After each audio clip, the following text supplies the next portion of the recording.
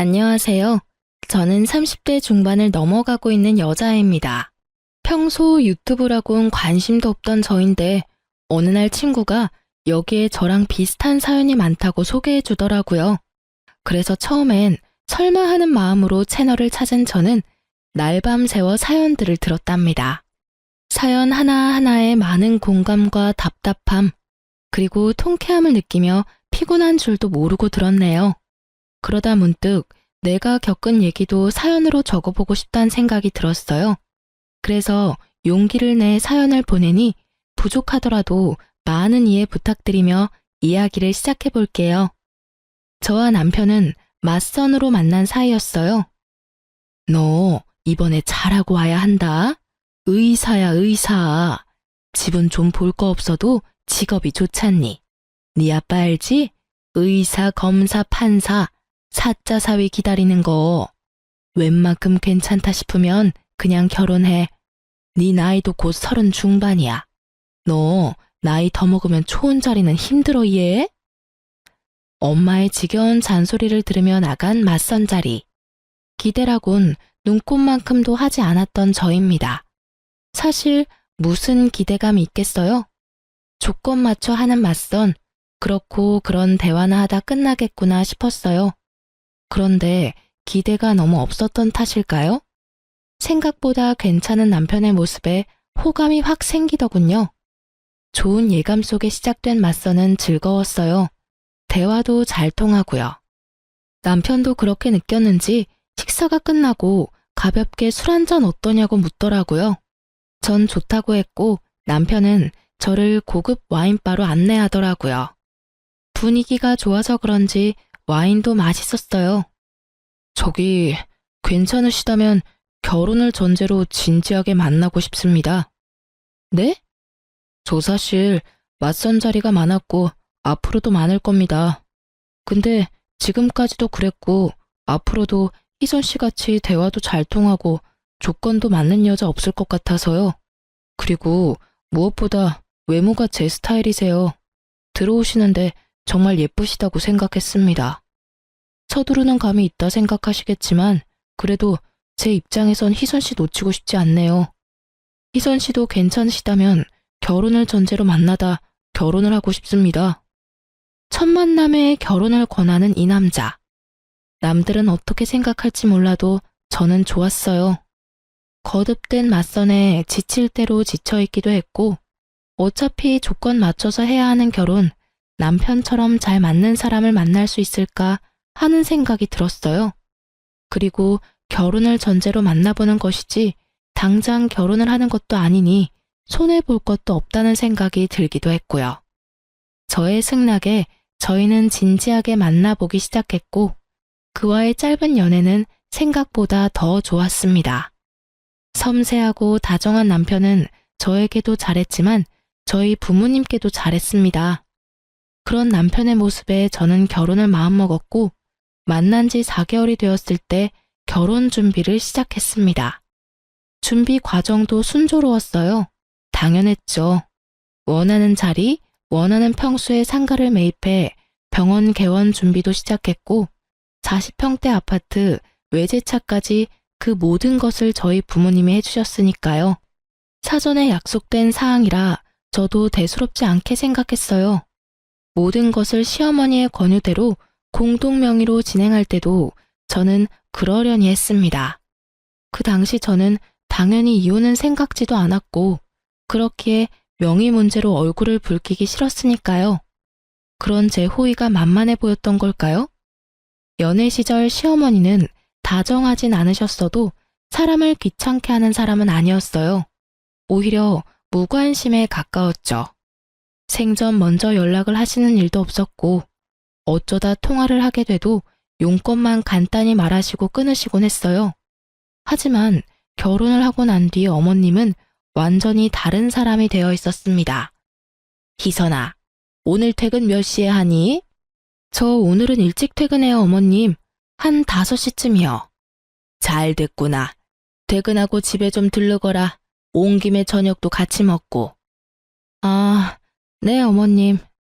신혼여행에서 돌아와 첫 출근을 한 날, 저는 어머님의 호출에 시댁으로 향했습니다. 갑작스런 호출에 당황스럽긴 했지만 혼자 계신 시어머님이 많이 적적하신가 보다 했습니다. 시아버지는 남편이 어릴 때 돌아가셨고요. 어머님, 저 왔어요. 그래 왔니? 와서 이것 좀 거들어라. 저를 기다리고 있던 것은 거대한 대야에 담긴 이불빨래였어요. 대야가 얼마나 큰지 거짓말 못해서 욕조만 하더군요. 순간 친정에서도 해보지 않은 이불빨래를 왜 내가 해야 하지? 하는 생각이 스쳤지만 일단 왔으니 시키는 대로 해보자는 생각이 들었어요. 시어머님 혼자 낑낑대며 이불을 밟고 계시는 모습이 안쓰럽기도 했고요. 그렇게 이불 빨래를 마치고 집으로 돌아왔어요. 저녁까지 먹고 가시길 원하는 눈치였지만 힘들어서 밥은커녕 그저 눕고 싶은 마음뿐이었거든요. 집으로 돌아온 저는 땀범벅이 된 몸을 빨리 씻고 침대에 누워 쉬고 있었어요. 마침 퇴근하고 돌아온 남편이 죽어가는 저를 보고 깜짝 놀라선 다가왔어요. 여보, 어디 아파? 얼굴이 왜 그래? 아, 오늘 너무 힘들었어. 오랜만에 출근해서 그래? 그러게, 이제 어린이집은 그만두라니까. 저는 당시에 10년 차 어린이집 선생님이었어요. 어릴 때부터 어린이집 선생님이 꿈이었던 터라 대학도 유아교육과를 졸업했고 처음 취업을 한 어린이집에서 쭉 아이들을 보살피고 있었어요. 전 제 직업에 대한 자긍심이 강했고 이제 편히 쉬길 원하는 남편의 권유에도 불구하고 전 일을 하고 있었어요. 일은 몸에 익어서 힘들 것도 없어. 가끔 정신이 힘든 거지. 그럼? 지금 당신 얼굴에 핏기 하나 없이 창백해. 오늘 어머님 댁에 불려가서 이불 빨래 엄청나게 해서 그래. 한 3시간은 안 쉬고 빨래만 밟았어. 뭐? 남편은 당장이라도 시어머님께 전화라도 할 요량으로 휴대전화를 꺼내들었고 전 필사적으로 말렸어요. 뭐하게? 어머님께 전화하게? 전화해서 앞으로는 그러지 말라고 해야지. 아, 됐어. 당신이 그러면 내가 뭐가 돼? 괜히 힘들게 일하고 욕까지 듣게 만들지 말고 다리나 좀 만져주라, 응? 어휴, 어디? 여기? 거기. 저도 고단했지만 마찬가지로 고단했을 남편이 밤늦게까지 제 다리를 주물러주는 모습을 보니 역시 결혼하길 잘했다고 생각했어요. 그 뒤로도 시어머님은 적게는 일주일에 1번, 많게는 일주일에 4번을 저를 불러 잠일을 시키더군요. 오로지 제 편인 남편이 있었지만 병원이 바빠지면서 코피까지 쏟으며 열심히 하는 남편에게 괜히 이런 일로 신경 쓰이게 만들고 싶지 않았어요. 그래서 저는 시댁으로 도우미를 불러들였어요. 나이 많으신 어머님이 스스로 하셔라 말할 수도 없는 노릇이고 그렇다고 저도 더는 식모짓을 하기 싫으니 어쩌겠어요. 그냥 일주일에 3번 일단 한 달 방문으로 예약하고 결제까지 끝내버렸어요. 이선아, 고맙다. 내가 며느리 덕분에 이런 호강을 다 누려보는구나. 집에 먼지 한 톨 없이 반짝반짝 아주 모델하우스가 다름없구나. 마음에 드신다니 다행이에요. 그럼 아범 시간 빌 때 한번 찾아뵐게요. 시어머님 반응도 나쁘지 않았고요. 저는 오랜만에 주어진 자유에 그간 쌓였던 피로를 풀며 아주 평화로운 시간을 보내고 있었어요. 하지만 그 평화는 오래가지 않았죠. 여보, 300만 원 결제, 이거 뭐야? 아, 그거? 어머님 댁에 도우미 보내드렸어. 한 달치 선불로 결제했거든. 뭐? 당신이 급한 일 있으면 쓰라고 준 카드로 결제했어. 어머님이 하루가 멀다고 불러서 이 일 저 일 시키시는데 도저히 안 되겠더라고. 그렇다고 전 못해요. 어머님이 다 하세요. 이럴 순 없잖아. 그래서 당신 카드로 결제했어. 엄연히 당신 집에 쓴 돈인데 아까워? 아니야. 네, 저는 도우미분 급여를 남편 카드로 결제했어요. 친정에 돈이 많을 뿐이지 제 월급은 많지 않았고 시댁 일인데 굳이 제 쥐꼬리 같은 월급을 쓸 필요는 없잖아요. 이럴 때 쓰려고 코피 쏟아가면서 일하는 거 아니겠어요? 당황하는 남편을 보며 이건 좀 심한가? 하는 생각이 들었지만 시어머님의 행동으로 봤을 때 이대로 뒀다간 저를 종부리듯 부려먹을 것이 자명했기에 저는 더 당당하게 나가기로 했습니다. 다음 날 남편에게 이러한 사실을 전해들은 시어머니가 노발대발하며 전화하셨더라고요. 예, 넌 생각이 있니 없니? 하나밖에 없는 내 의사 아들이 밤낮 없이 피땀 흘려 버는 돈으로 사람을 보내? 넌 친정에서 그렇게 가르쳤니? 남편 돈으로 사치하면서 그렇게 살라고 가르쳤어? 네, 어머님. 저희 친정에선 이렇게 가르쳤어요. 뭐? 저희 친정에선 작은 일에 괜히 힘들이지 말고 돈으로 해결할 수 있으면 돈으로 해결하는 것이 가장 현명하다. 이렇게 가르쳤어요. 그래서 전 가르침대로 아범 돈으로 도움이 불러드렸고요. 어머님 말씀대로 하나밖에 없는 의사 아들이 밤낮 없이 피땀 흘려 돈을 버는 이유가 뭐겠어요? 다 자기랑 자기 가족 잘 먹고 잘 살려고 그러는 거 아니겠어요? 자기야 좋은 차, 좋은 집, 병원 원장까지 됐으니 그 정도면 성공했고 나머진 어머님하고 저뿐인데 어머님은 집안일이 힘드시고 저는 그런 어머님을 돕느라 힘이 드니 어쩌겠어요? 어머님께 일어난 일은 돈으로 해결이 가능하고 마침 의사 아들은 돈을 잘 버니 돈으로 쉽게 해결하는 수밖에요. 그리고 어머님도 좋아하셨으면서 왜 이제 와서 이러세요? 설마 제 돈은 안 아까우시고 아들 돈은 아까워서 이러시는 거 아니시죠? 그럴 리가 있니? 생각보다 금액이 너무 커서 그래. 300만 원이 누구 집의 이름도 아니고 그냥 네가 와서 슬쩍슬쩍 도와주면 되는 것을. 어머님, 슬쩍슬쩍 아니고요. 저 진짜 힘들었어요. 어머님도 힘드셔서 저 부르셨으면서. 이왕 결제한 거니까 그냥 이번 달은 즐기시고요. 정 부담되시면 다음 달부턴 일주일에 한 번만 오시는 걸로 할게요. 아니다. 다음 달부턴 부르지 말어. 지금 오는 것도 당장 그만 오게 해라. 환불해. 그래요? 그럼 환불이 가능한지 한번 알아볼게요. 근데 어머님, 저 예전처럼 자주 가서 못 도와드려요. 저도 이제 일이 바빠져서. 그러지 말고 그냥 도우미분 도움 받으세요. 일주일에 한 번이면 금액도 크지 않아요, 어머님. 됐다. 너도 부를 일 없을 테니 빨리 환불이나 해.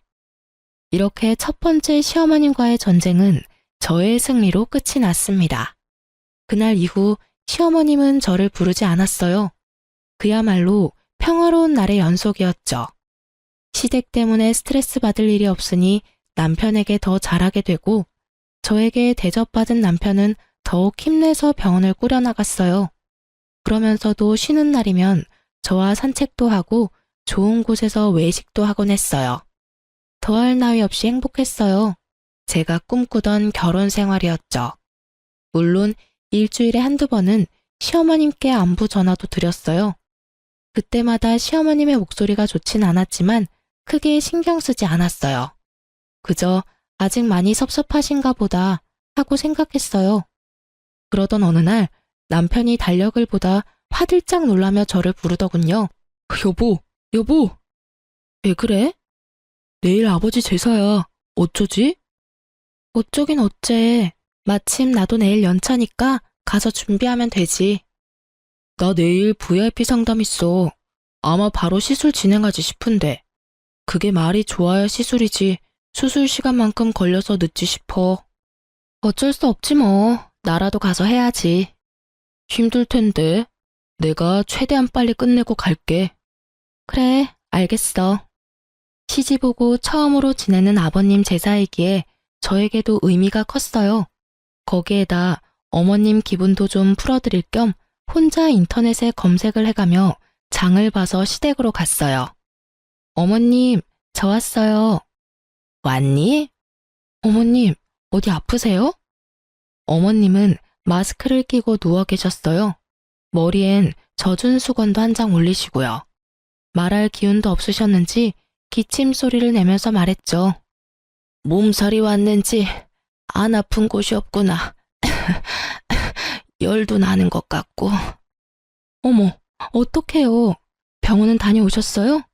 그럼 약도 얼마나 독한지 정신이 몽롱한 게 어지러워서 누워 있었어. 약 기운이 퍼져서 그러는가 봐요. 한숨 주무세요. 음식은 제가 어떻게든 해볼게요.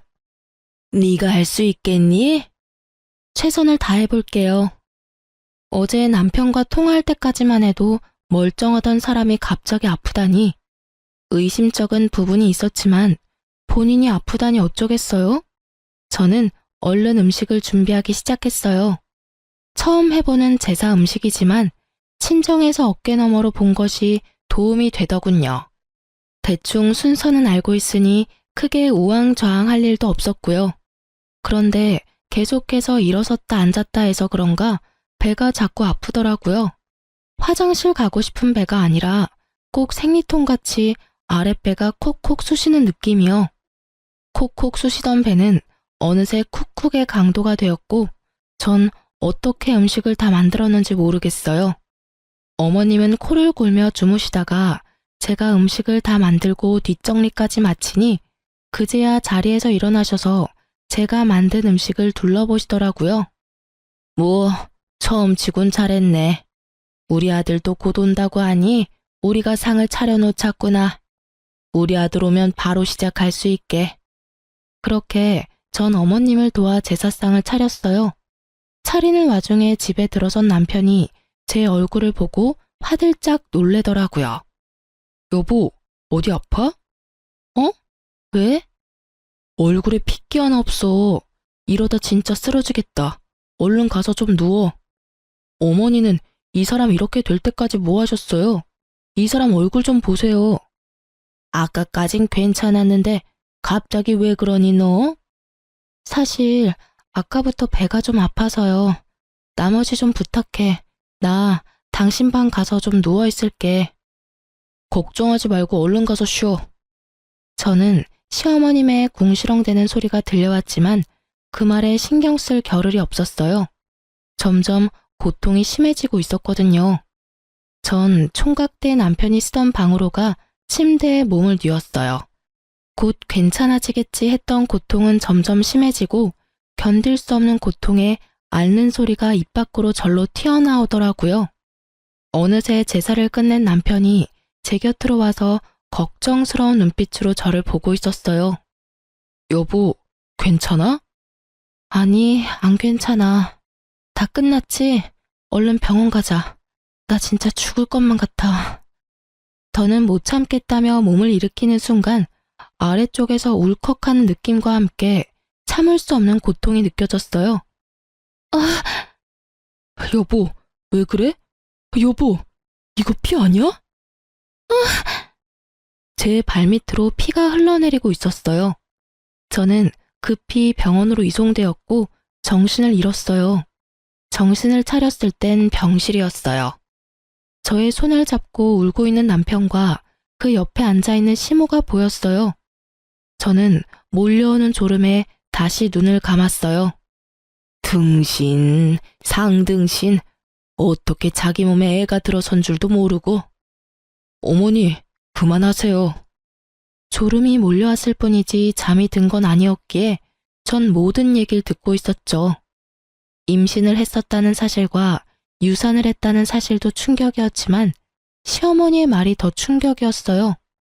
당장이라도 일어나서 어떻게 말씀을 그렇게 하시냐 따지고 싶었지만 더 들어보기로 했어요. 그만하긴 뭘 그만해? 어디 내가 틀린 말 했니? 여자가 어떻게 자기 뱃속에 아기가 생긴 줄도 몰라? 아니, 몰랐다고 쳐. 아무리 그렇다고 한들 배가 그렇게 이상하고 아프면 빨리 병원에 갔어야지. 미련스럽게 그걸 다 참고 결국 이사다를 내? 존귀한 집의 유산이 웬 말이냐? 혹시라도 아들이었으면 원통해서 어째? 저 등신 같은 게 곰처럼 미련해서는 하여튼 하나부터 열까지 마음에 드는 구석이 없어. 마음에 드는 구석이.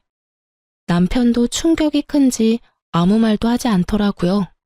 그 뒤로도 온갖 모욕적인 말들이 시어머님 입을 통해 흘러나왔지만 그 목소리가 점점 흐릿해지더니 약 기운에 잠이 들었는지 눈을 떠보니 아무도 없더군요. 그저 눈물이 흘러나왔습니다. 아기를 잃은 것도 하늘이 무너질 것만 같은데 왜 제가 그런 소리를 들어야 하는지 이해할 수도 없고 이해하고 싶지도 않았어요. 그렇게 하염없이 눈물만 흘리고 있는데 신랑이 들어오더라고요. 여보, 언제 일어났어? 괜찮아? 내가 왜 그런 얘기를 들어야 해? 응? 그게 무슨 말이야? 내가 왜 그런 얘기를 들어야 하냐고. 나 어제 어머님 하시는 말 다 들었어. 제 말에 크게 당황한 남편이 안절부절 못하다가 저를 꼭 안아줬어요. 내가 다 미안해. 그렇지 않아도 많이 놀라고 힘들 텐데 그런 말까지 듣게 해서. 어머님도 많이 속상하셔서 그래. 말은 안 했지만 손주 기다리신 눈치였어. 내가 앞으로 더 잘할 테니까 다 잊어. 힘들겠지만 다 잊고 새로 시작하자. 그런 말을 들었는데 어떻게 잊어? 난 앞으로 어머님 뵐 자신 없어. 그래, 당신만 풀릴 때까지 안 봐도 돼. 당신 하고 싶은 대로 다 해도 되니까 마음 풀어, 응? 당신한텐 미안해. 당신도 아기 기다렸을 거 아니야. 아니야, 난 아기보다 당신이 더 소중해. 그러니까 난 신경 쓰지 말고 당신이나 신경 써. 알겠어. 전 남편의 다정한 위로 덕분에 빨리 자리를 털고 일어날 수 있었어요. 늘 바쁜 남편이었지만 틈틈이 전화와 문자로 저를 신경 써주곤 했어요. 가끔 쉬는 날이면 친정에 같이 가서 하룻밤 자고 오는 날도 있었고요. 정신이 없는 저를 대신해 친정도 잘 챙겨왔더라고요. 지극정성으로 잘하는 남편을 보니 저도 화가 많이 누그러들었어요.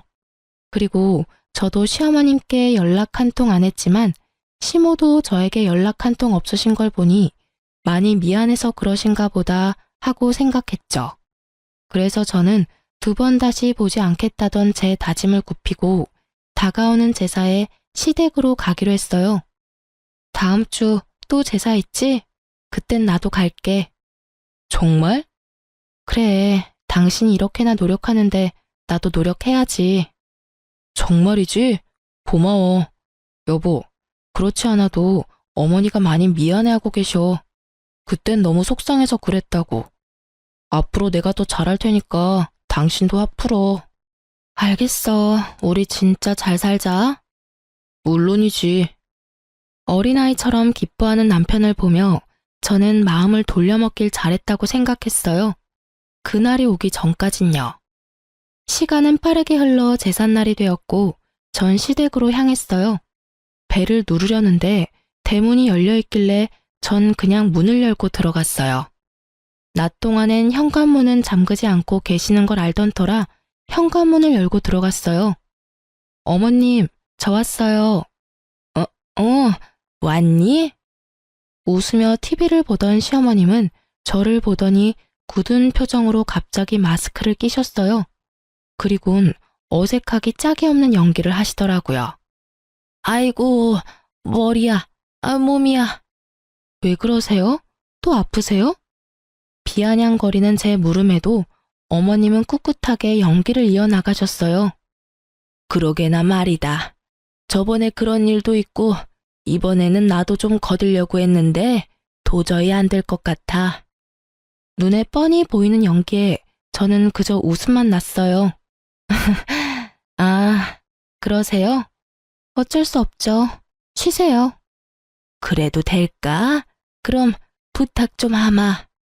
저는 이제서야 명확해졌어요. 시어머님은 저한테 미안한 것이 전혀 없는 사람이라는 것을요. 그리고 제가 아무리 노력한다고 한들 바뀔 사람이 아니라는 것을요. 전 휴대전화를 꺼내 엄마에게 전화했어요. 여보세요? 엄마 난데 오늘 여사님 계시지? 늘 계시지. 여사님은 왜? 내가 주소 보내줄 테니까 그리로 여사님 좀 보내줘. 급하게 제사 음식 준비해야 하는데 나 혼자는 무리야. 이런 일까지 부탁해서 미안하다고 꼭 전해주고. 그런 걱정하지 말고 주소나 보내. 그런 사실 알면 내가 가지 말라고 해도 여사님이 간다고 난리치실 게다. 고마워. 문자 바로 보낼게. 그렇게 불이 나게 오신 여사님은 저의 부탁에 따라 재료를 다듬어 주셨어요. 부치고 삶고 굽고 끓이는 것은 제가 하고요. 여사님께선 다 해주신다고 했지만 그래도 제사 음식인데 제 손으로 마무리하고 싶었어요. 시어머님은 미워도 남편은 사랑했으니까요. 마지막 탕국에 불을 껐을 때 시어머님은 하품을 늘어지게 하며 방에서 나오시더군요. 다 했니? 어머, 누구세요? 전 시어머님의 말을 무시하고 여사님을 먼저 돌려보냈어요. 여사님, 고생 많으셨어요. 밖에 택시 기다리니까 빨리 가보세요. 여긴 제가 알아서 할게요. 감사해요. 여사님이 돌아가신 후 시어머님은 저를 붙잡고 불같이 화를 내시기 시작했어요. 너 설마 제사 음식을 딴 사람 손에 맡겼니? 네, 도저히 저 혼자서는 못해서요. 너 제정신이니? 어떻게 다른 것도 아니고 제사 음식을 남의 손에 맡겨? 제가 큰 잘못을 한 것이었을까요? 전 아무리 생각해도 제가 잘못한 것을 모르겠더라고요. 그래서 전 참지 않고 할 말을 했습니다. 그러면 어떡해요? 어머님은 너무 편찮으셔서 손가락 하나 까딱하실 힘도 없으시고 저도 유산하고 망가진 몸이 아직 돌아오지도 않았어요. 그렇다고 제사를 미룰 수도 없는 노릇이니까요. 하나부터 열까지 다 여사님께서 다 해주신다는 거 그건 아닌 것 같아서 재료 손질만 부탁드렸어요. 그것도 그렇게 큰 잘못인가요? 밉다고 하니까 미운 짓만 골라서 하는구나. 막말로 아까 그 아줌마가 재료만 손질해줬는지 아닌지 내가 어떻게 아니? 그리고 유산한 게 자랑이니? 그리고 유산을 왜 하니 도대체? 유산을 왜 하냐니. 어머님, 진짜 모르셔서 하시는 말씀이세요? 그래? 난 정말 모르겠구나. 네가 무리했다면 뭐 얼마나 했다고. 말이 나왔으니까 하는 말인데 우리 때는 그보다 더한 일하고도 애만 잘 낳았다. 너 몸에 무슨 문제라도 있는 거 아니니? 아니지. 몸보다는 머리에 문제가 있을 수도 있겠구나. 그러니까 애가 떨어지는데도 모르고 등신같이 그러고 있지. 부하하니 가정교육도 엉망에다가 직업도 별로야. 그렇다고 성격이 좋아서 고분고분한 맛이라도 있길 하나. 너 무슨 자신감으로 우리 아들같이 잘난 의사한테 시집왔니? 애초에 너같이 멍청한 애랑 잘난 우리 아들이랑 결혼시키는 것도 아니었는데. 누굴 탓하겠니? 내가 맘이 너무 약해서 너 같은 걸 며느리라고 참고 산다 살아. 시어머님 말씀을 듣고 있자니 어이없어 웃음만 나오더라고요. 무슨 부귀영화를 누리겠다고 아직 좋지도 않은 몸을 이끌고 와서 여사님께 민폐까지 끼쳐가며 음식을 해댔는지 참 시어머님 말처럼 제가 등신이었더라고요. 그래서 전 더는 등신같이 굴지 않기 위해 제가 만든 음식을 큰 통에 다 담았어요. 너 뭐하니? 어머님 말씀대로 제가 참 등신이었네요. 그래서 이제 그렇게 안 살려고요. 이 음식은 제가 다 가져갈게요. 어머님 말씀대로 누가 만들었는지 알지도 못하는 음식 제사상에 올릴 수 없잖아요. 이건 제가 다 가져갈 테니까 음식 준비는 어머님이 알아서 하세요. 뭐라고? 그리고 이 등신 같은 미련한 며느리는 이만 가볼게요. 전 어머님이 절 이렇게나 미워하고 싫어하시는 줄 모르고 어렵게 마음 돌려왔는데 이제 그딴 짓 하지 않으려고요. 앞으론 무슨 일이 있어도 찾아오는 일 없을 테니 저한테 연락하지 마세요. 그럼 가볼게요. 전 그 길로 시댁에서 나와버렸습니다. 뒷좌석에 음식을 싣고 시동을 걸려는 순간 남편에게 전화가 왔어요. 여보. 여보, 어쩌지? 나 오늘 못 갈 것 같아. 응? 당신 할아버지 제사인데 당신이 못 오면 어째? 나 오늘 중요한 VIP 수술 있는데 깜빡했지 뭐야? 어쩌지? 나도 지금 어머님이랑 한바탕 하고 나오는 길이란 말이야. 나도 모르겠으니까 어머님께 전화해. 전화를 끊은 저는 친정으로 가려다 집으로 향했어요. 남편도 못 온다고 하니 간소하게라도 제사를 지내려고요. 제사 그게 뭐라고. 지금 생각하면 저 자신이 참 한심한데 그땐 최소한의 도리라도 하고 싶었어요. 그렇게 저는 집으로 돌아와 혼자 제사를 지내고 잠이 들었어요. 아침에 일어나 보니 당연히 옆에서 자고 있어야 할 남편이 없더라고요. 휴대전화를 확인하니 남편에게 문자가 와 있었어요. 나 수술 이제 끝나서 병원에서 잠시 눈 붙이고 바로 진료 시작하려고. 미안해. 문자 온 시간을 보니 새벽 4시가 넘은 시간. 밤새워 고생했을 남편을 생각하니 안쓰럽더군요. 참 바보 같은 생각이었죠. 왜 의심조차 하지 않았을까요? 아무리 개인 병원이고 VIP 손님이더라도 성형외과에서 그 시간까지 수술할 리가 없는데. 하여튼 전 고생하는 남편을 위해 몸에 좋다는 걸 구해다 열심히도 챙겨 먹였어요. 유산 이후 쉬던 터라 시간이 많기도 했고 시어머니와 그렇게 끝내버린 것이 남편에게 내심 미안하기도 했거든요. 그런데 남편은 점점 바빠졌고 외박하는 날이 잦아졌어요. 여보, 왜 이렇게 외박이 잦아? 아, 우리 병원 이제 야간 근무도 해. 이게 보니까 야간에 시술을 원하는 환자가 많더라고. 미리 말한다는 게 정신이 없어서 깜빡했네. 미안해. 아, 그렇구나. 우리 여보가 고생이 많네. 어머님 일은 됐어. 당신은 이제 어머니한테 신경 쓰지 마. 두 사람 만났다면 싸우니까 나도 곤란하고 힘들었는데 차라리 잘 됐다고 생각하자. 그냥 당신은 당신 몸 잘 추스르고 친정에 신경 더 써드려. 알겠어. 오늘도 늦어? 아마 못 들어올 거야. 페이닥터라도 구하고 싶은데 아직 그 정도까진 무리라서 한동안은 내가 다 해야 할 것 같아. 고생해. 외박이 잦아지니 저도 의심이 되긴 했지만 병원 때문이라 하니 그런 줄만 알았어요. 집에 와서 잠만 자고 나가는 날들이 많아지고 가끔 집에서 쉬는 날에도 잠만 자더라고요. 대화는 사라지고 남편의 다정한 모습은 점점 사라졌어요.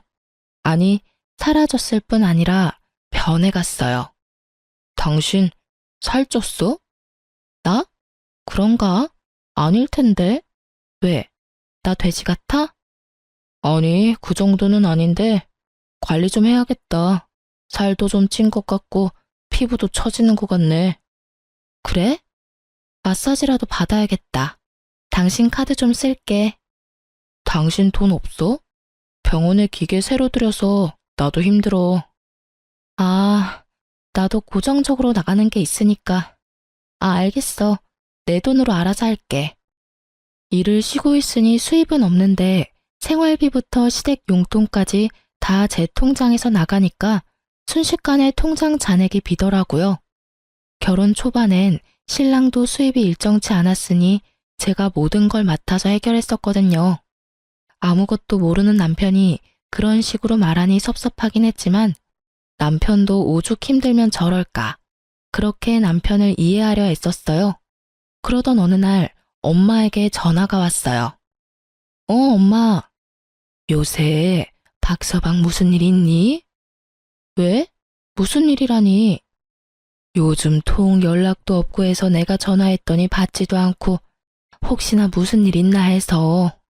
아, 요즘 야간 진료도 혼자 도맡아 하느라고 바빠서 그런가 봐.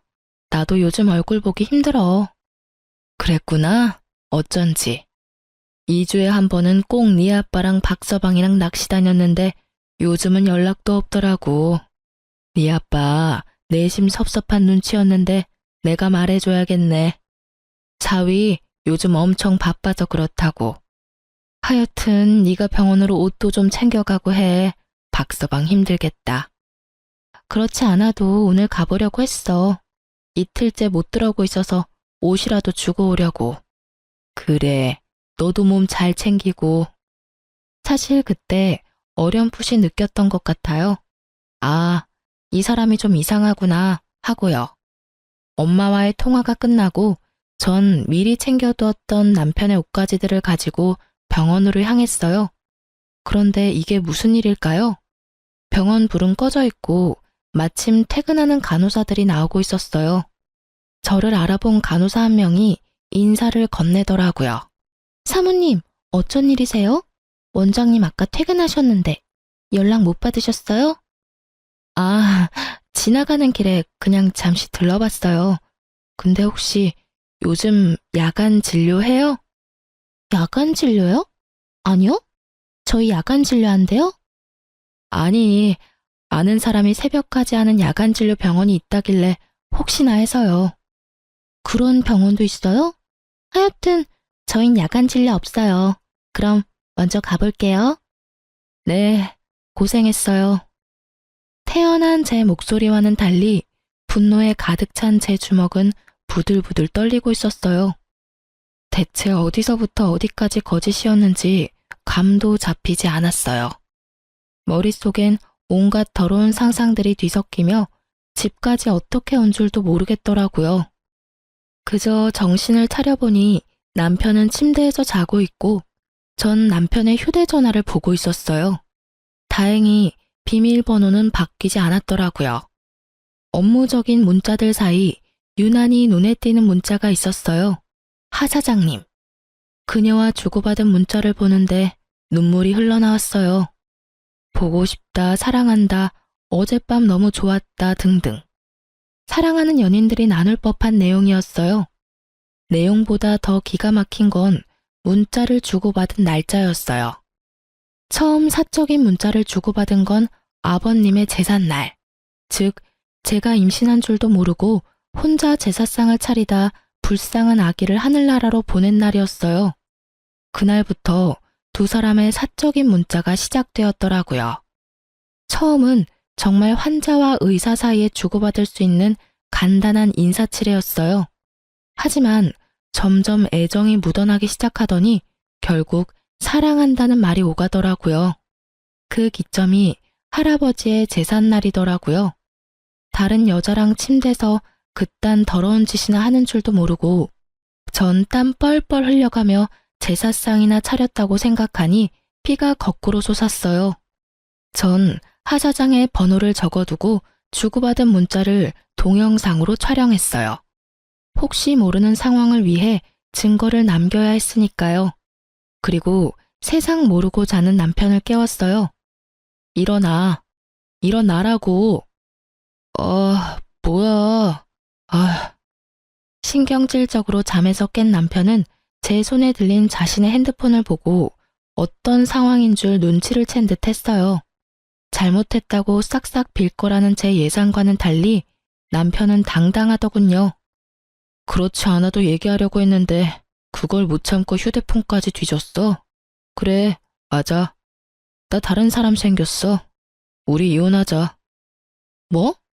당신, 뭐가 그렇게 당당해? 이혼? 그게 당신 입에서 나올 말이야? 최소한 미안하다는 말이라도 해야 하는 거 아니야? 그래. 미안해. 그러니까 이혼하자.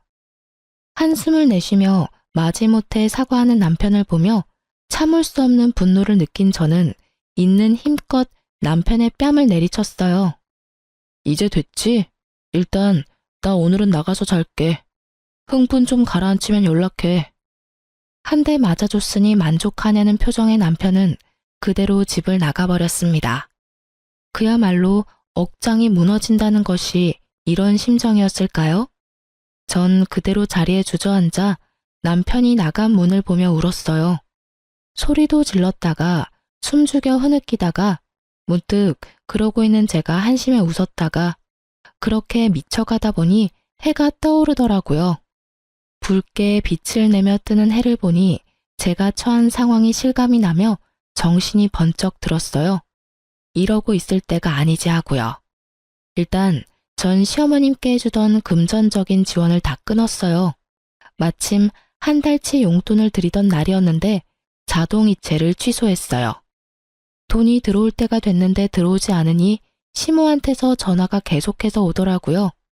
계속 울리던 전화가 잠잠하다 싶더니 집으로 직접 찾아오셨더라고요. 비밀번호는 어떻게 알았는지 당당하게 문까지 열고 저를 노려보고 계셨어요. 남편이고 시어머님이고 뭐가 저리 당당한지 헛웃음이 나더라고요. 너 지금 웃니? 울 순 없어서요. 무슨 일이세요? 너 왜 전화 안 받니? 그리고 돈은 왜 안 붙이니? 오늘 돈 붙이는 날인 거 잊었니? 시댁에 할 도리를 못하면 돈이라도 제때 보내야 할 거 아니냐? 어머님, 저한테 돈 맡겨두셨어요? 그게 왜 네 돈이야? 엄연히 내 아들 돈이지. 아니요. 이때껏 어머님 드린 용돈, 그거 제 돈으로 드린 거였어요. 어찌 되었든 그 돈이 그 돈 아니니. 됐고, 얼른 돈이나 붙이거라. 제가 왜요? 저 돈 없어요. 저의 태도에 시어머님은 노발대발 저한테 화를 내더라고요. 저는 그러든가 말든가 남편에게 전화를 걸어 얼른 집으로 오라고 했죠. 시어머님은 그런 저를 보며 더욱 언성을 높이며 호통을 쳐댔지만 전 아무런 대꾸도 하지 않고 그저 보고만 있었어요. 근처에 있었는지 남편이 빨리도 왔더라고요. 당신 어머님 좀 데리고 가줄래? 나한테 돈 내놓으라고 하는데 내가 참 어이가 없어서. 내가 당신 집안 ATM 기기야? 왜 나한테 와서 돈을 달래? 어머니, 가세요. 저년 저거 말하는 꼴 좀 봐라. 아들 너 진짜 저딴 년이랑 살아야겠니? 참나. 당신도 들었지? 내가 이딴 취급까지 받았는데 순순히 이혼해 줄 것 같아? 이혼? 이혼이라니 무슨 말이니? 나가서 말씀드릴 테니 얼른 나오세요. 다시는 찾아오지도 마시고요. 얼른 모시고 가. 이 이상 선 넘으면 죽을 때까지 이혼 안 해줄 테니까 그렇게 알고. 저의 협박과도 같은 으름장에 남편은 시어머님을 끌고 가다시피 데리고 나갔어요.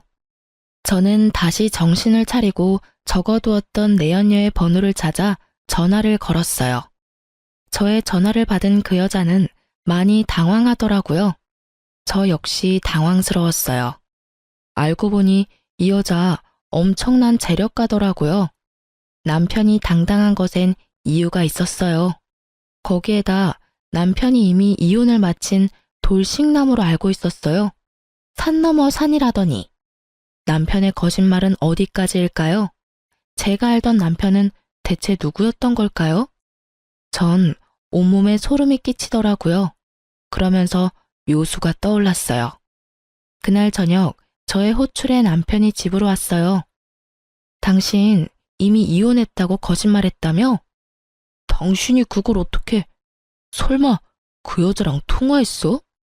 그럼 내가 그 문자도 다 봤는데 전화번호도 안 적어뒀을 거라 생각했어? 미쳤어? 그 사람한테 뭐라고 했어?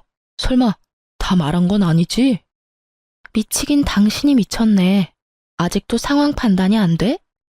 어디서 큰 소리야? 무릎 꿇고 빌어도 될까 말까 하는 상황에. 원하는 게 뭐야?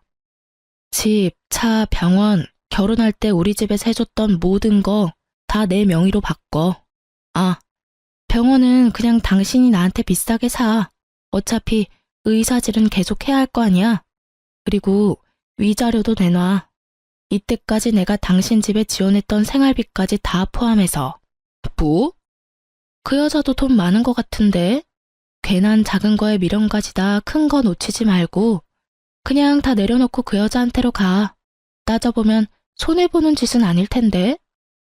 진짜 그렇게 해주면 이혼해 줄 거야? 그래, 그까짓 이혼해 줄 테니 내가 원하는 대로 다 해. 그래, 알겠어. 남편이 돌아간 후 저는 기쁨을 주체할 수가 없었어요. 남편의 외도를 알게 된 후 변호사 친구와 만나 상담을 했었어요. 변호사 친구의 말이 위자료는 당연히 받을 수 있는 상황이지만 나머지는 힘들다고 했었거든요. 집, 차, 병원 등 공동 명의인 것이 문제였어요. 하지만 전 단 1원도 주고 싶지 않았고 뾰족한 방법이 없었는데 이렇게 쉽게 일이 풀리다니. 마음은 많이 아팠지만 저런 남자와 빨리 이혼하게 된 것도 재산도 다 찾아올 수 있게 된 것도 하늘이 돕는다고 생각하니 웃음이 나더라고요. 그렇게 저의 이혼은 척척 빠르게 진행되었습니다. 유예 기간 한 달 동안 전 저보다 더 속상해 하시는 부모님을 모시고 여행도 다녀오고 바쁘게 지냈어요. 드디어 기다리고 기다리던 이혼 의사 확인서를 받아 구청에 제출하고 비로소 이혼이 확정되었어요. 이렇게 끝일까요? 아닙니다. 저는 친구에게 전화를 걸어 저의 마지막 복수를 향해 약속 장소로 향했습니다. 약속 장소에 도착하니 제 친구와 결혼을 약속한 남자가 함께 있더라고요. 저는 오랜만에 한껏 꾸민 모습을 뽐내며 친구 커플의 맞은편에 앉았어요. 그리고 천천히 고개를 들어 친구와 친구의 예비 신랑을 보았어요. 당신 어떻게... 자기야, 희선이랑 아는 사이야? 그래요. 친구의 예비 신랑은 저와 오늘 이혼한 저의 전 남편이었어요. 귀신이라도 본 사람처럼 얼굴이 백지장이 된 전 남편과 그런 전 남편을 보며 웃고 있는 친구와 나. 그 짜릿함이 아직도 생생하네요. 어떻게 된 일이냐고요? 내연녀와의 통화를 위해 전화를 건 저는 전화번호의 주인이 제 친구라는 것을 알게 됐어요. 그러면서 며칠 전 친구가 사랑하는 남자가 생겼다고 돌싱인데 너무 좋은 사람이라며 결혼하고 싶다고 했던 말이 떠올랐어요. 모든 사실을 안 저는 친구와 통화를 하며 모든 사실을 말해주었고 저희 두 사람은 남편에게 복수하기 위해 계획을 세웠던 거죠. 아니, 아는 사람이랑 많이 닮아서 처음 뵙겠습니다. 어색한 연기를 선보이며 애써 상황을 모면해보려는 전 남편을 보며 저는 소리내서 웃었고 친구는 와인잔에 술을 가득 담아 전 남편의 머리 위에 주르륵 부어버렸어요. 자기야, 이게 무슨 짓이야? 처음 뵙겠습니다. 웃기고 있네. 너 나한테 사기친 거야. 알고는 있니? 확 신고하려다가 그러기엔 내 시간이 아까워서 이 정도라고 끝내는 거니까 다시는 희선이나 내 앞에 얼쩡거리지 마. 알겠어? 친구의 말에 전 남편은 상황 판단이 다 된 듯 무슨 말을 하려 했지만 제 친구는 그럴 틈을 주지 않았죠. 뭐 하고 있어? 얼른 안 꺼져? 지금이라도 신고해 줄까? 친구의 협박에 전 남편은 서둘러 자리를 피하더군요. 걸음아 나 살려라 하고 도망치는 꼴이 얼마나 통쾌하던지 얼마나 크게 웃었나 몰라요. 그렇게 저와 제 친구는 인생을 다 말아먹을 뻔했던 똥차를 보내고 잘 살고 있어요. 어느 날 병원 근처에 볼 일이 있어 지나치는데 간판을 내리고 있더라고요. 무슨 일인가 물어보니 망했더라고요. 뭐 무리하게 대출을 받아서 빚에 허덕이다 결국 빚쟁이 신세가 됐다나 뭐라나. 조건 따져 머리 쓰더니 딱 어울리는 엔딩이다 생각했어요. 그리고 한 달쯤 지났을까요? 부모님 댁에서 밥을 먹고 있는데 전 시모와 전 남편이 거짓골을 하고 찾아왔더라고요. 집에 손님도 있고 해서 그냥 무시했는데 도무지 돌아갈 생각이 없어 보였어요. 가지가지 한다고 쉴 새 없이 배를 누르고 소리를 지르고 난리를 치는 통에 어쩔 수 없이 문을 열어줬어요. 두 사람은 부모님을 보자마자 무릎을 꿇고 빌기 시작했어요.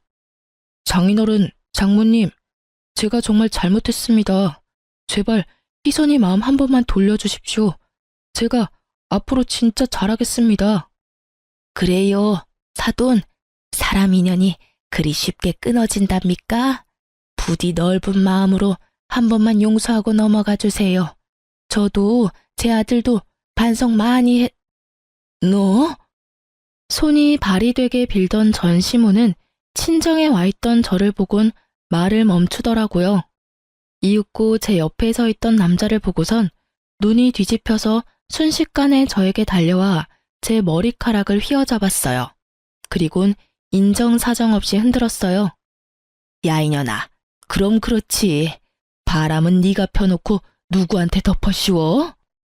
막장의 끝을 보여주는 시어머님을 멈춰 세운 건 다름 아닌 집에 와 있는 손님, 변호사 친구였어요.